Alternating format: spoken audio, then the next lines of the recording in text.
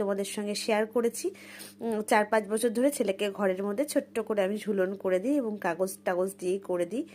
তা দেখো ঝুলনে যে রাধাকৃষ্ণটা বসে আর ওপরে যে একটা ছোট্ট গোপাল ঝোলে, তা আমি আজকে ঝুলন যেদিনকে শেষ মানে রাখি পূর্ণিমার দিন, ঝুলন পূর্ণিমার দিন যেদিন ঝুলনটা ওঠে সেদিনকে একটু পুজো টুজো দিই, ফুল টুল দিয়ে সেদিনকেই পুজো দিতে হয়।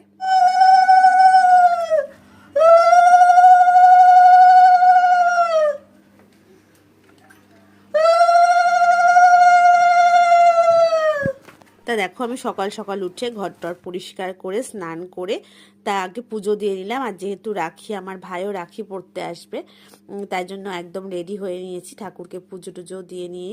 আর ছেলেও দেখো রেডি হয়ে গেছে, ওর ঠাকুমা দিদারা সব ওকে রাখি পরাবে। ও একদম নতুন জামা প্যান্ট পরে পুরো রেডি, আর ও একটু আমার সঙ্গে পুজো দিচ্ছিল। তারপর দেখো আমার